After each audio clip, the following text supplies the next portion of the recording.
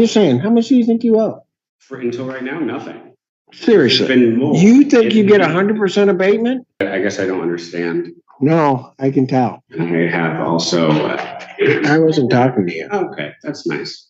You know what, young man? I'm going to tell you one thing right now, and I'm going to tell you better check yourself.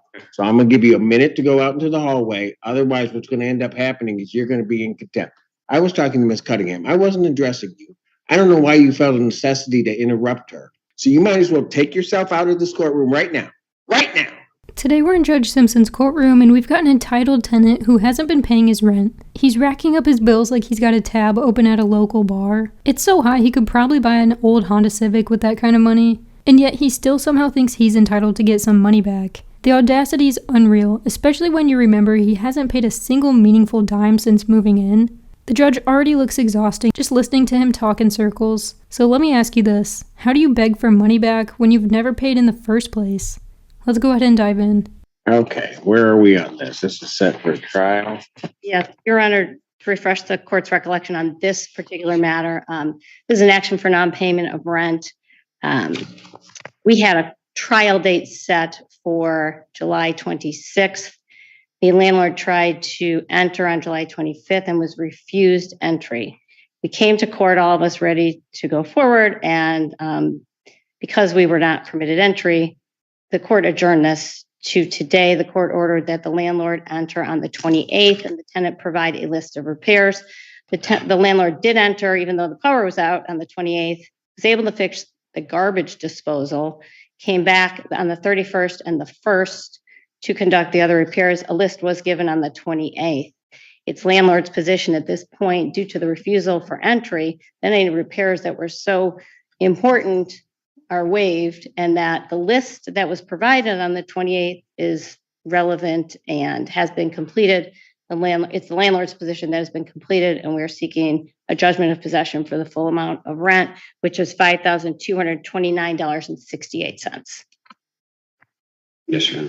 So since we moved in April, I moved in, there was a massive shower leak, which led to the discovery of mold. Okay, but hold on a second. I just want to go back to when we were here on the 26th. Sure. Yes. You didn't permit them to enter the unit. Right. They requested to be moved at that time, which was ignored, but they had already been in the unit in June to fix said issues, and they weren't properly fixed. So they were a lot of options. Okay, you can obfuscate, but listen, you didn't let them in. Okay. Right? One of them. So then I ordered you to let them in. You let them in. You were to give them a list of things that were to be done. So let's start there. Did those get completed? Yes. Okay. So what are we now fighting about? The fact that the issue was there for 3.5 months since you move in. Many issues. We tried to contact them via phone. No response. We tried to contact them via portal. No response. They did come to attempt to fix the issues in June, but they weren't properly fixed according to the. Why don't you move?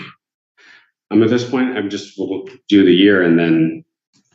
Well, I mean, if it's set, why don't you just move? I would prefer just to stay at this point, but the responsiveness of Harbor One West and all that is horrifying. They don't respond to you at all. And there's been plenty of opportunities to fix the issues and they don't. So what is now wrong with the unit? As of currently now, nothing. But for 3.5 months, one of the bedrooms was soaking wet. Did you pay the rent? No. Okay, look, here's the thing. There's how much over? Your Honor, the total balance is $5,229. The tenant hasn't paid. Sorry. Excuse me, hasn't paid since when? Since April 17th. His move-in costs were paid, and then there's not been a payment since then. And give me that figure again, I'm sorry. Sure, Your Honor. It's $5,229.68. I did put a copy of the ledger for your. Yes. So, sir, how much do you think you owe? This entitled tenant is racking up one big tab like he's trying to break a record. He hasn't really paid a single dime since moving in, and now the unpaid rent has reached almost $5.3K, which is absolutely absurd. He's claiming he's not paying because it's impossible for him to reach out to the landlord and get issues fixed. But that falls apart instantly when you hear that the landlord literally showed up at his front door and he refused to let him in. How do you ask someone to fix a problem and then block them from even seeing the problem? The logic is so broken, it's basically missing. It's like telling a mechanic your car is broken, but refusing to unlock the doors because privacy. The judge then has to order him to let them inside the apartment. That alone tells you everything you need to know about how cooperative he's been. And even after everything gets fixed, he still complains that it took too long, so now he shouldn't have to pay rent at all. As if delays automatically equal free housing. And it most certainly doesn't get him out of paying that $5.3K in unpaid rent. Some tenants get so entitled they truly believe they deserve free living just because they don't like how long repairs take. They even try to spin it like they're living in unsafe conditions to dodge responsibility. If that's genuinely the case, move out. But obviously that would require paying rent somewhere else, and he's not doing that. He wants a free ride. When there's mold and there's a municipal. I didn't ask what. I'm just saying, how much do you think you owe? Until right now, nothing. Seriously. There's been mold. You think you get 100% abatement? Okay. That's not going to happen. No lessee or licensee shall be obligated to pay rent for any time periods that the lessor or licensee is in violation of this section, which is section 58-122. 58-122 of what? The premises and all common areas are Of within what? of the municipal code of the city, I guess. What I was given to by legal services to reference today. Mhm. Yes. To keep the premises in reasonable repair during the term of the lease or license, and to comply Did with. you read the rest of that? Did you read the rest of that section? Yes, I did. You read the whole 58, the whole section. No, I just read. Did you refer to the other sections that refers to regarding a certificate of occupancy? No, Didn't think you did. they weren't in compliance for over a month. I mean, I guess I don't understand. No, I can tell. Okay. You gave me one section of a statute or an ordinance. Okay. Give me the other sections. I don't have the other sections, Your Honor. I didn't think so. Why don't you have the other section? I wasn't provided them. I was speaking to legal services about this matter over and over again, and they provided me the situations or the procedure. You want to go call them now, see if you can get the other sections? Because you're just quoting half stuff to me. You want to? No, Your Honor. So we can get rid of that. The COC on this building was issued when? West was the earliest. I know. It was, That had to be in February. I believe it was in February, Your Honor. It was And- long before the defendant took possession of the unit. So do you understand why what you just read doesn't apply for you? Yes, because they have certain. Yes. I just don't understand why, if there's mold that's making me sick, that I've had to go to the doctor. Do you have medical? Yes. Is the medical, well, okay. My goodness, look, you can't give me hearsay statements. These are medical documents from the office visit for this mold issue, which I've emailed to. They're hearsay. Okay. Okay. Your Honor, if a tenant has severe repair issues, which he claims, and mold issues, and then he refuses to let the landlord in, it just doesn't make any sense. And I maintain he's indicated that has been fixed. He had a city violation that was dismissed when I mean, I'm not sure what we're even arguing about. We would be more than happy to let this defendant vacate the premises and let him out of his lease. If the previous payment, the escrow and the initial rent is given back in court. Well, we would have a very good question. Because he moved in and hasn't paid us.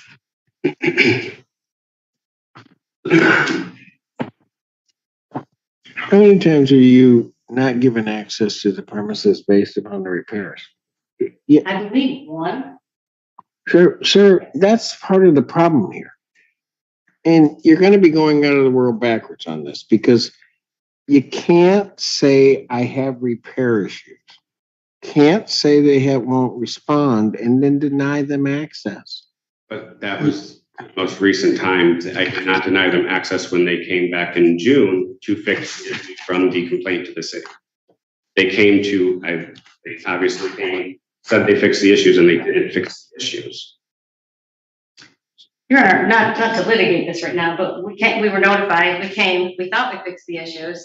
And then the next time when we went back, when we're told that we hadn't, even though the city didn't think there was an issue, we still went back pursuant to having trial the next day and were refused. So this has not been ignored. It was for. What do you want? At this point, I would feel comfortable paying rent from the point now, or at least Monday, Tuesday. You can't do that. Okay. I mean, I don't. you denied them access. A tenant can't say there's a problem and then deny them access. It's honestly getting harder and harder to believe a single thing this defendant says. He keeps bringing up this mold issue and how he supposedly got sick from it, but then the moment the landlord tries to come inside to check and fix the problem, he denies them access like he's guarding national security secrets. How does that make any sense on the planet? Does he think landlords can fix mold telepathically from the parking lot? Or that they've leveled up some magical home repair superpower where they can just repair drywall without even ever seeing it?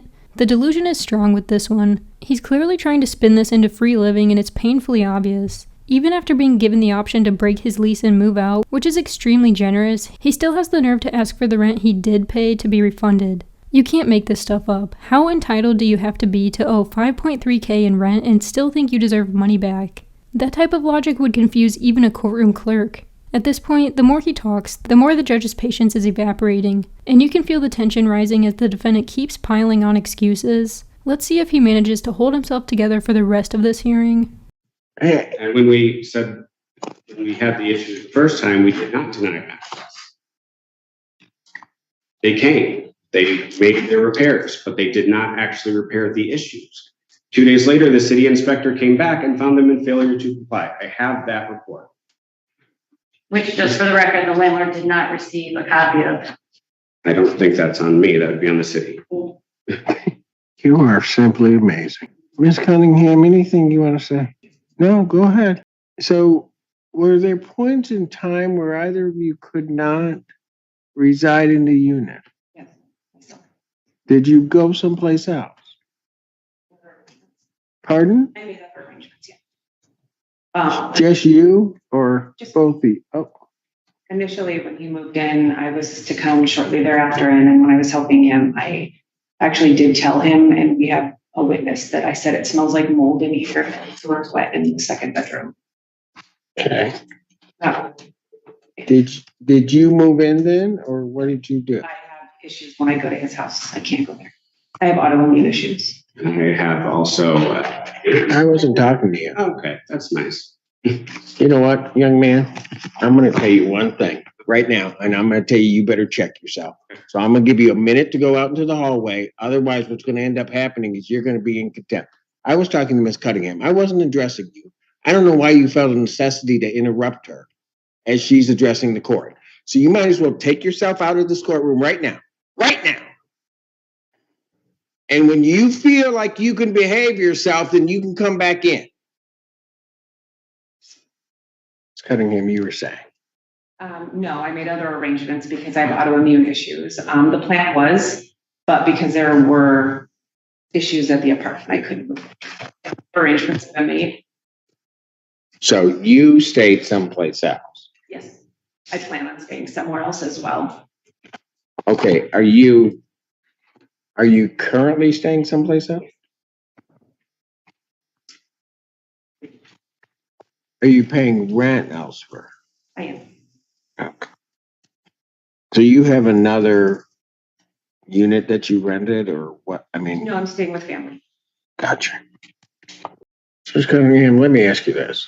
If you have autoimmune issues, I get it. and that there's a place where you can't stay. Why would you want to be obligated to this lease?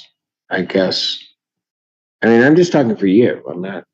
I mean, I support Mr. Jenkins in the sense that I have people that I can stay with. I have other opportunities. It wasn't hard for me to find somewhere else to go. I don't know Mr. Jenkins' situation, which is why initially we entered into living together, because he did that and it worked. So I have options. I don't believe he does.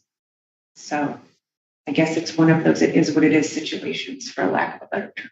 so I guess, Ms. Cunningham, do you want to be obligated on this lease? I mean, ideally, no, but without sounding disrespectful, I would like my friend to live somewhere that's safe for him. And the fact that he doesn't have other options, I would hope that he could live there safely. I mean, I guess I would ask the court and everybody in the court, would you want your family living there?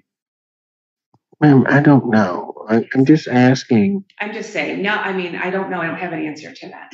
The answer is I support him. I have options. He does not. If this is the way that it has to be, then this is the way it has to be. But no, I would not, which is why I didn't. Mr. Jenkins, Yes, sir. if I go through this whole trial, don't just find in plaintiff's favor, and you have to pay $5,000 plus in 10 days. Are you going to be able to do that? I would not.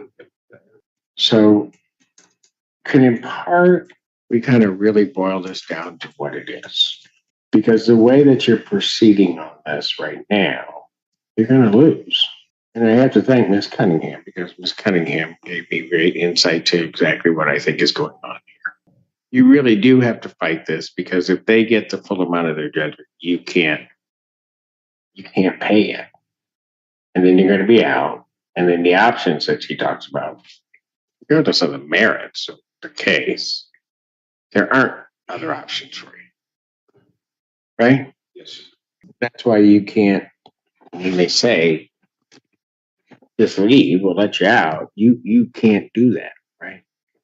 I mean, you could, but then you need the funds to be able to do something else. I'm sorry. Young man, can I just ask you a question? You've been before me, at least in person, 3 times. This is your 3rd time. Why don't you just say that? I don't know, Your Honor. I just don't understand how, when there are maintenance concerns like there were, we're given plenty of opportunity, and it's just like, Okay, but I don't get it. Here's the thing. They're not all dismissed. Part of the issue is getting the maintenance issues corrected. Right.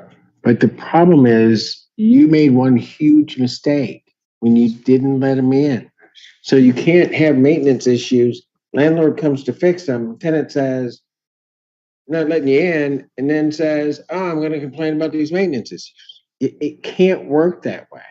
Yep, I called it. It didn't take long at all for the judge to lose his patience. He straight up lost his cool, and honestly, who can blame him?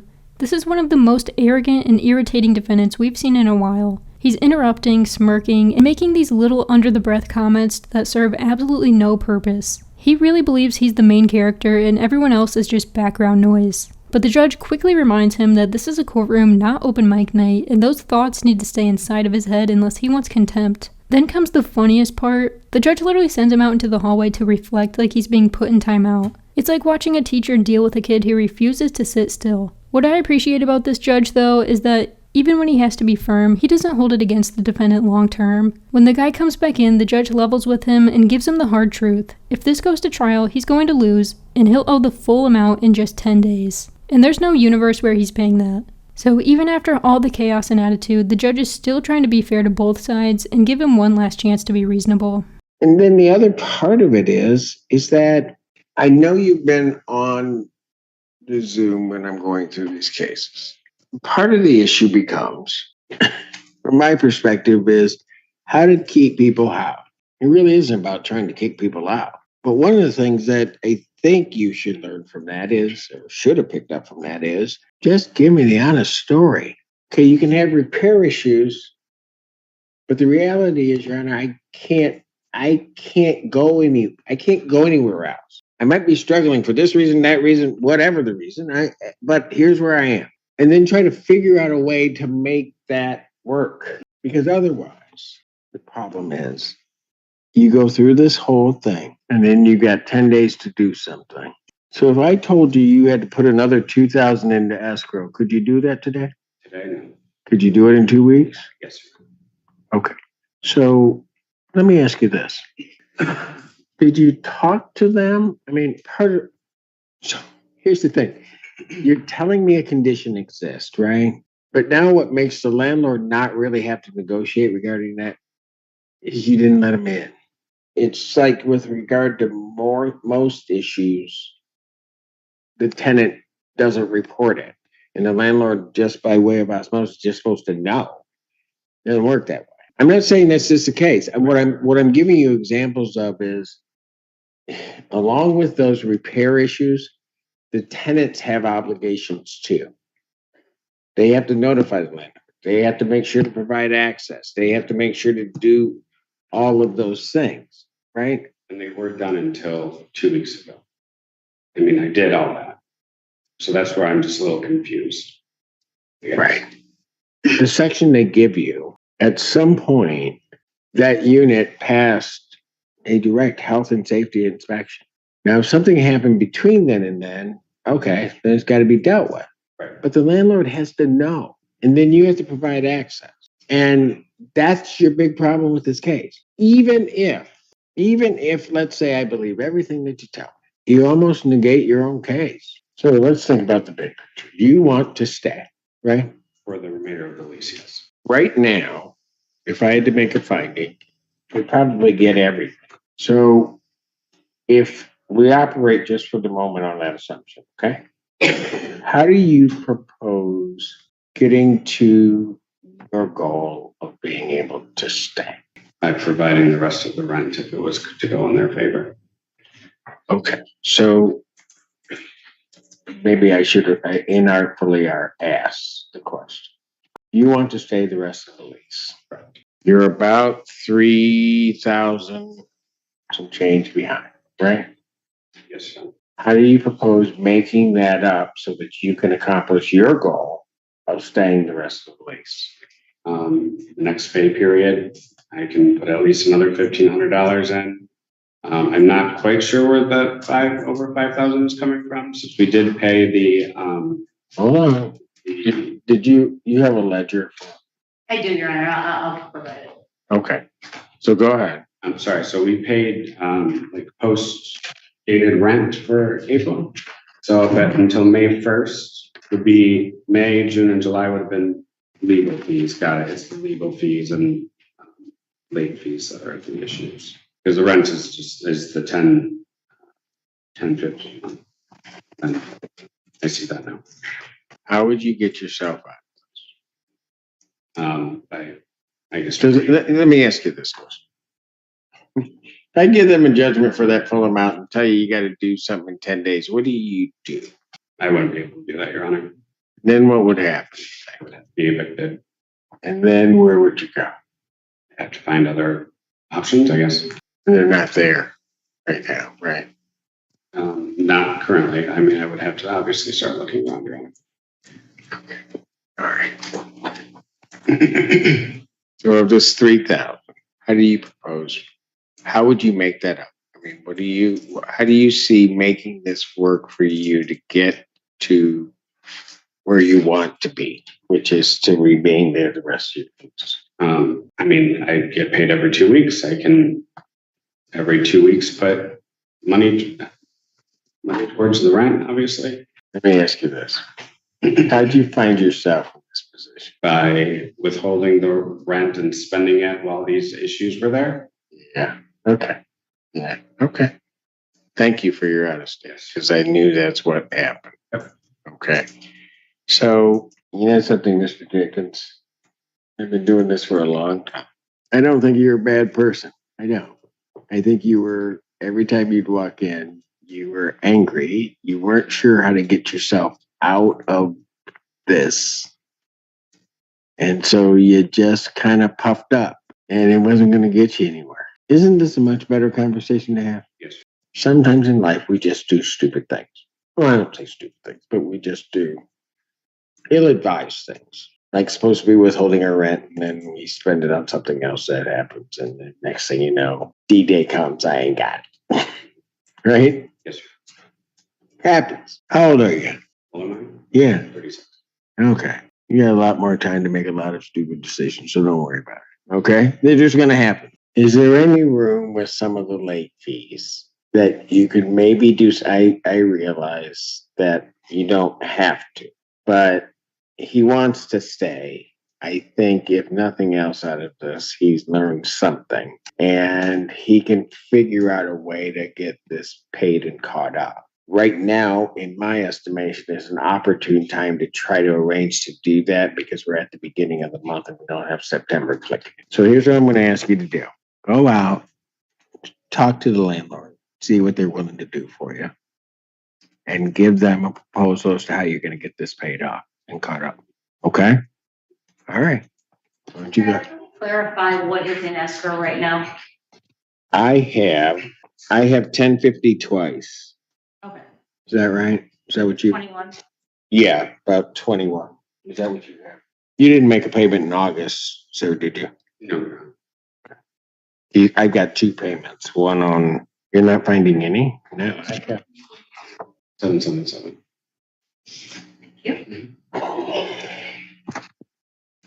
probably why. Process your They should have two payments. 2100. Yes, two payments at 1050. Right. That's what we get. All right. Young man, go out and talk with him. All right. See what you can work out. Remember your end goal. Yes, sir. All right. Thank you.